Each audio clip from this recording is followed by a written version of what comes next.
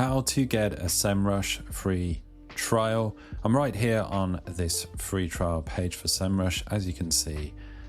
First things first, I do have an affiliate link in the video description just below this video. If you click on my link, you can get this free trial. They're currently doing a free 7-day trial. This might be different depending on when you're looking. Sometimes they do a 14-day free trial. It's currently a 7-day free trial. So once you click my link, you'll find yourself on this page or a very similar page, depending on how they change their pages over time. All you need to do is click on this start free trial right at the top. You can start your free 7-day trial and there's no risk to you. You can cancel at any time. You can check out the full platform, see if Semrush is the right tool for you. If it's not, that's absolutely fine.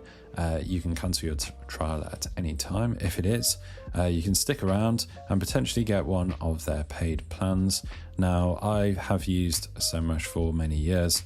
I've got a video actually where I go through everything in detail, which I'll include in the video description as well. This is just a video about getting that free trial, but I highly advise you to check out the free trial.